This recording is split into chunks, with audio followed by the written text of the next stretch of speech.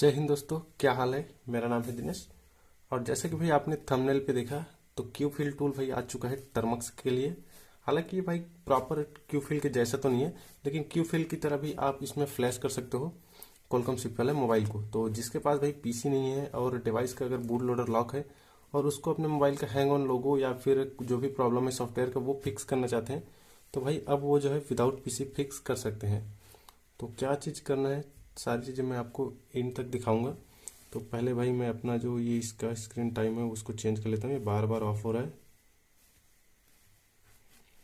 तो हर एक चीज़ भाई आपको मिलने को देखने को मिलेगा इस वाले वीडियो पे। तो टूल कैसे सेटअप करना है, किस तरीके से यूज़ करोगे, सारी चीज़ें मैं आपको स्टेप बाय स्टेप दिखाऊंगा। और ये बिल्कुल भी पीसी का यूज़ होने वाला नहीं है। साथ में इस डिवाइस का बूट लोडर लॉक है, तब भी हम इसे जो है फ्लैश करेंगे। तो टूल है भाई क्यूडीएल टूल, जिसको टर्मक्स के लिए मोड किया है गौतम ग्रेट ने। जिन लोगों को नहीं पता भाई, गौतम ग्रेट एक कहा जाए तो डेवलपर कह सकते हो। ये काफ़ी सारे मोड्स वगैरह भी बनाते रहते हैं। तो भाई का एक ऑफिशियल टूल भी है जो आजकल इंडिया पे काफ़ी लोगों ने परचेस कर रखा है, वो है भाई AMT एंड्रॉयड मल्टी टूल। आप चाहे तो वो भी परचेस कर सकते हो। ये पहला टूल था जिसमें प्रीलोडर मोड पे जो है डिवाइस अनलॉकिंग का अपडेट आया था।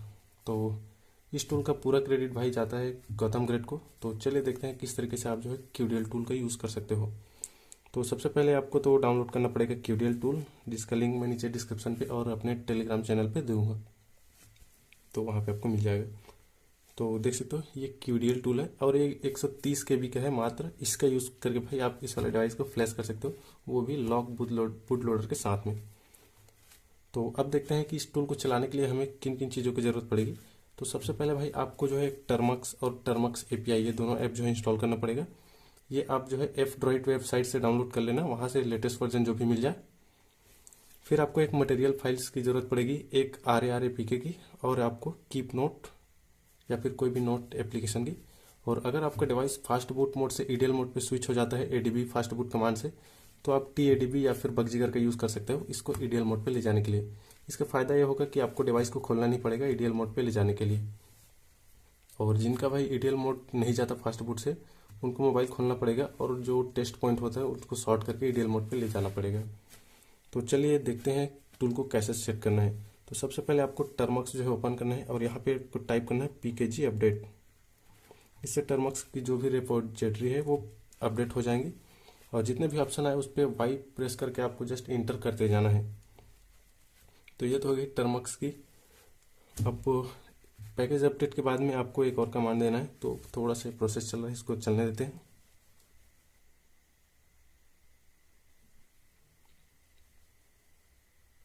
ओके, देख सकते हो यहाँ पे ये अपडेट हो गया।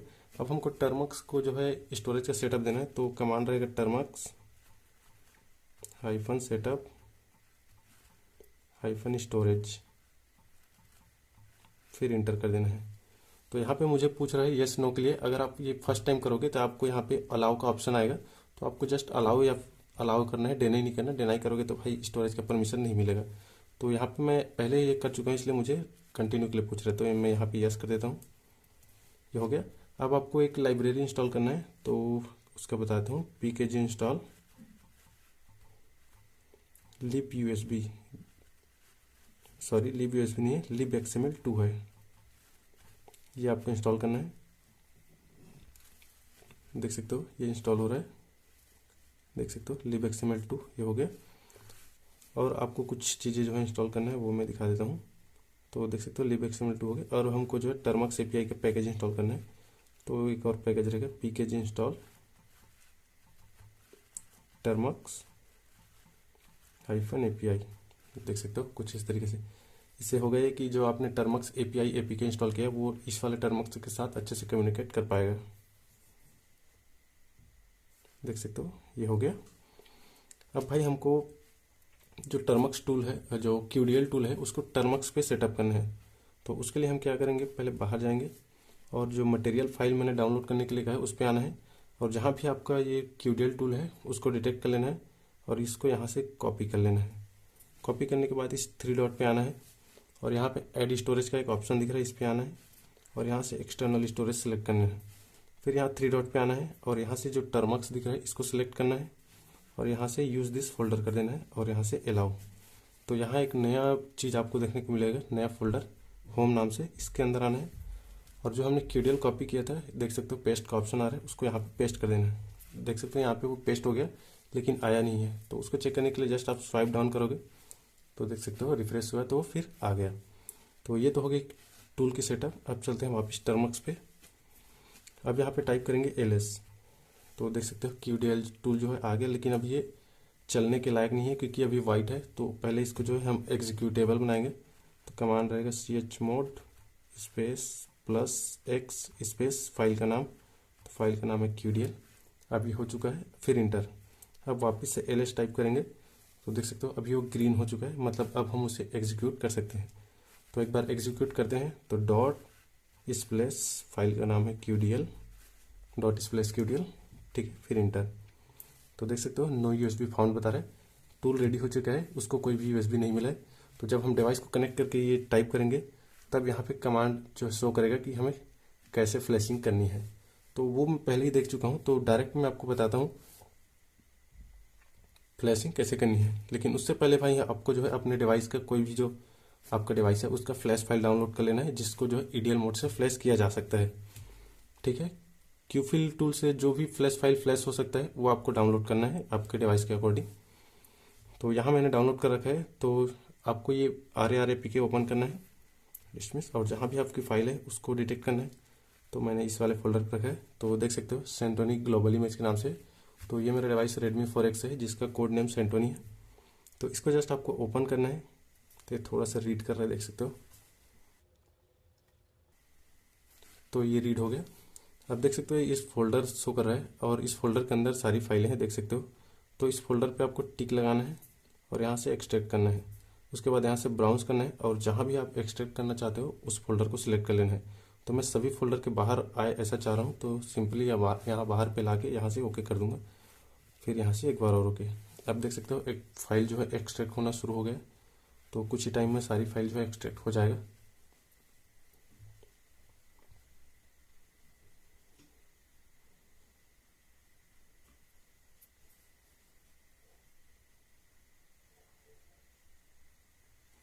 तो देख सकते हो फाइल जो है एक्सट्रैक्ट हो चुका है और इन सभी फोल्डर के बाहर में वो फोल्डर यहाँ पे आ चुका है।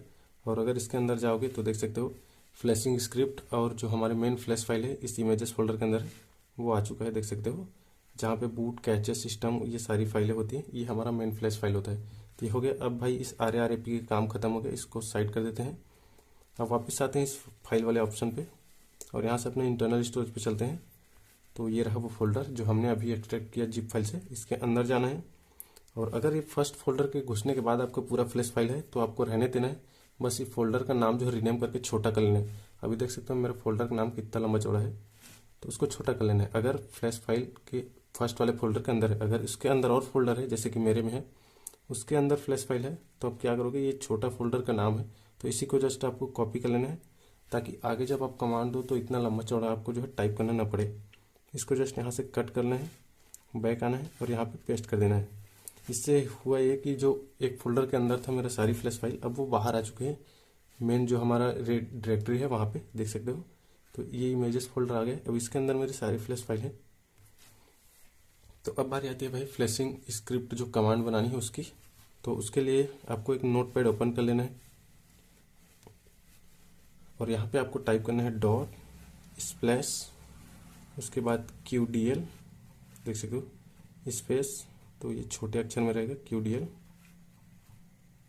उसके बाद स्पेस, फिर हाइफन डिबग, देख सकते हो स्पेस हाइफन। ओके, अब मैं आगे का कमांड देख लेता हूँ क्योंकि याद नहीं आ रहा।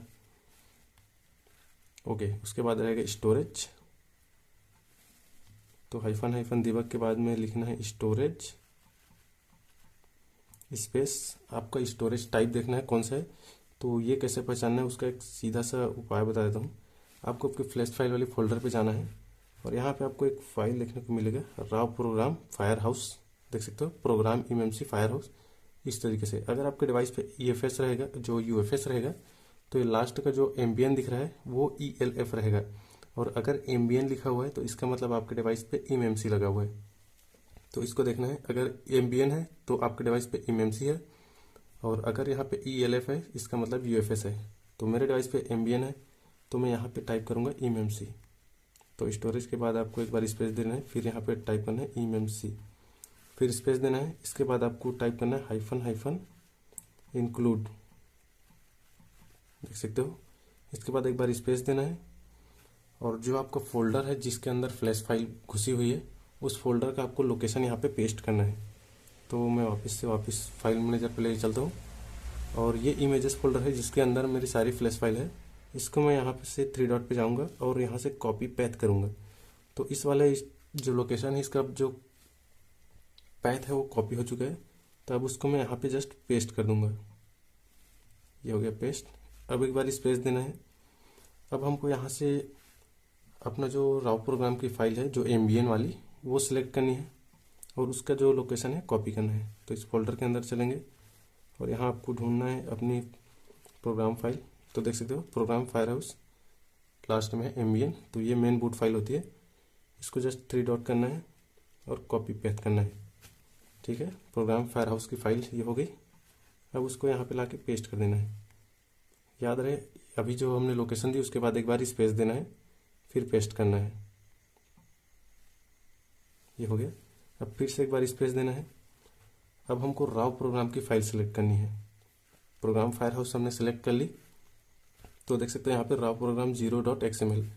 ये भाई किसी किसी डिवाइस में 2-3 भी मिल सकते हैं अलग अलग नंबर से, 0 1 2 3, या फिर राव प्रोग्राम अनस्पेयर कुछ इस तरीके से।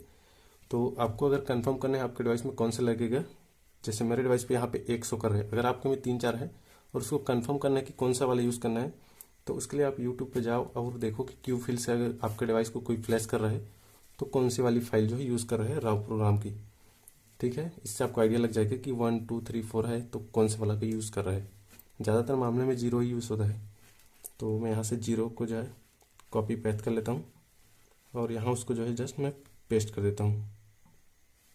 ये हो गया। अब फिर से एक बार स्पेस देना है, और जो पैच फाइल होती है हमें उसकी लोकेशन देनी है। तो देख सकते हो यहाँ पे पैच फाइल भी है, पैच 0, इसका हमें लोकेशन जो है कॉपी करना है। तो कॉपी पेस्ट करता हूँ और यहाँ पे उसको जो है मैं पेस्ट कर देता हूँ। तो यह हमारी फाइनल कमांड जो है वो रेडी हो गया है एग्जीक्यूट करने के लिए। तो अब इसको यहीं पे छोड़ देते हैं। अब बारी आती है इस वाले डिवाइस को EDL मोड में कनेक्ट करने की। तो यहाँ से मैं अपना OTG पहले जो है ऑन कर लेता हूँ। ये हो गया। अब वापिस टर्मक्स पे आ जाना है, और आपके डिवाइस पे जो भी है उस पर आपको OTG जो है कनेक्ट कर लेना है, और एक आपको डेटा केबल ले लेना है। अगर टाइप सी है तो टाइप सी, माइक्रो है तो फिर माइक्रो, और इस पर कनेक्ट कर देना है। अब जिन लोगों के मोबाइल में भाई बूट लोडर लॉक है और फास्ट बूट मोड से EDL पे नहीं जा रहे, उनको अपना मोबाइल खोलना है, बैटरी का कनेक्टर निकाल के वापस लगाना है, और अपना EDL पॉइंट जो ढूंढना है और चिमटी की सहायता से उसके दोनों को शॉर्ट करके USB आपको घुसा देना है। इससे आपका डिवाइस जो EDL मोड पे आ जाएगा। लेकिन मेरा डिवाइस जो है फास्ट बूट मोड से EDL पे जा सकता है, इसलिए मैं इसको जो है फास्ट बूट मोड से EDL पे जो है लेके जाऊँगा। तो उसके लिए मैं यहाँ पे TADB नाम का ऐप है, इसका यूज़ करूँगा। ये एक ADB फास्ट बूट ऐप है जो कि रोहित वर्मा ने बनाया है, जिसने हमारा जो MI अनलॉक टूल बनाया है उसने। तो अब इस वाले डिवाइस को मैं फास्ट बूट मोड पे लेके जाता हूँ।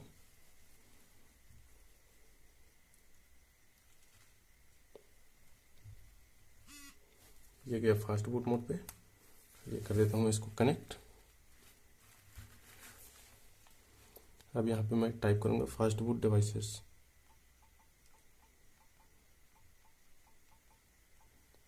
तो देख सकते हो इसने इसको एक्सेस कर लिया। ये हो गया ओके। अब यहाँ पे मैं टाइप करूँगा फास्ट बूट OEM EDL।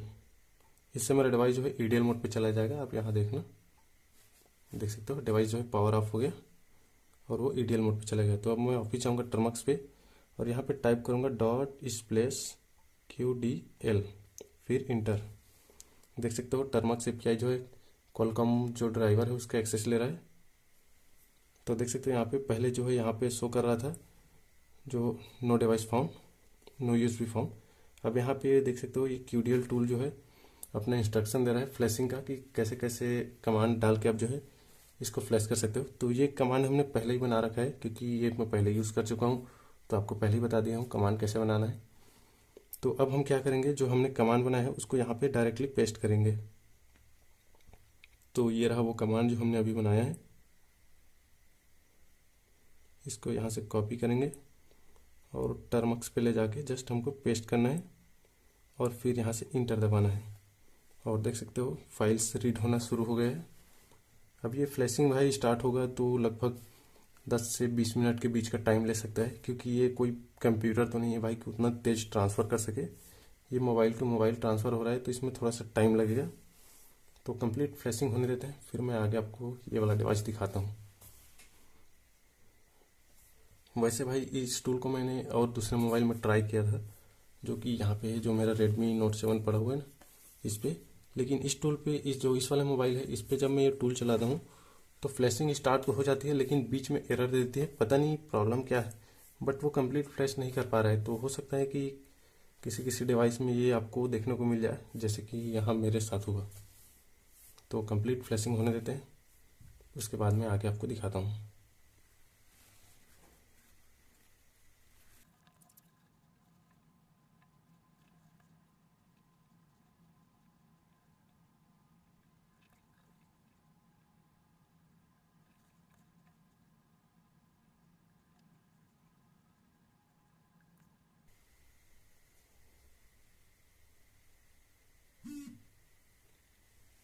दोस्तों देख सकते हो यहाँ पे ये डिवाइस जो है फ्लैश हो गया और ये डिवाइस जो है ऑटोमेटिक रिबूट भी हो गया। और मैं कंफर्मेशन के लिए भाई आपको केबल दोबारा दिखा देता हूँ। देख सकते हो ये उसी वाले डिवाइस पे कनेक्टेड है। तो इसको फ़िलहाल मैं अनप्लग कर देता हूँ और इस पर देखोगे तो यहाँ पे देख सकते हो लास्ट में जो देख सकते हो ये वाला सेट बूटेबल ड्राइव 0, ठीक है, पार्टीशन 0 इज नाउ बूटेबल। तो ये सबसे लास्ट वाला कमांड होता है जहाँ से जो आपका बूट पार्टीशन रहता है उसको बूटेबल बनाता है। उसके बाद आपका जो फ्लैशिंग है वो 100% हो जाती है। तो ये डिवाइस देख सकते हो पहले सिर्फ लोगो पे था, अब ये बूटिंग जो स्टार्ट कर दिया, देख सकते हो ये बूट हो रहा है। और अगर आपको इसको जो है स्क्रॉल करोगे तो आपको सारी पार्टीशन जो फ्लैशिंग हुआ है वो दिख जाएगा, जैसे कि यूज़र डाटा, कस्ट, कैचे, सिस्टम, सारी चीज़ें देख सकते हैं। यहाँ पे यूज़र डेटा पार्टीशन आ गया और ऊपर जाते जाओगे तो भाई वो हर एक पार्टीशन जो है आपको देखने को मिल जाएगा, जो कि ऑफिशियल टूल से फ्लैश होता है। तो ये भाई एक अच्छा टूल है। पहले ये इतना अच्छा नहीं था भाई, जब मैंने आपको मैजिस्क मॉड्यूल के थ्रू ये टूल जो है चलाना सिखाया था। अभी इस पे भाई ने काफ़ी सारे अपडेट करी, स्पीड भी काफ़ी इम्प्रूव हो गया है। तो मेरे केस में यहाँ पे लगभग 5 मिनट के अराउंड लगा है इसको फ्लैशिंग में, क्योंकि मेरा डिवाइस थोड़ा सा जो एडवांस CPU के साथ में आता है, स्नैपड्रैगन 8+ Gen 1 है, तो काफ़ी हद तक स्पीड जो है इम्प्रूव कर सकता है अपना। तो अगर डिवाइस टू डिवाइस डिपेंड करता है, हो सकता है ये 10 मिनट के आसपास भी टाइम ले ले।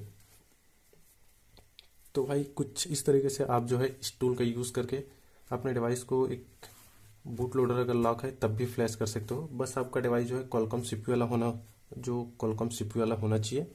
लेकिन यहाँ पे भाई कुछ लिमिटेशन है आपके लिए, जैसे कि अगर आपके डिवाइस को जो है ऑनलाइन ऑथेंटिकेट होना पड़ता है, तो ऐसे कंडीशन में आप फ्लैश नहीं कर पाओगे, क्योंकि इसमें ऑथेंटिकेशन का कोई सिस्टम नहीं है। जो डिवाइस ऑफलाइन फ्लैश हो सकता है सिर्फ उसी डिवाइस को आप फ्लैश कर पाओगे।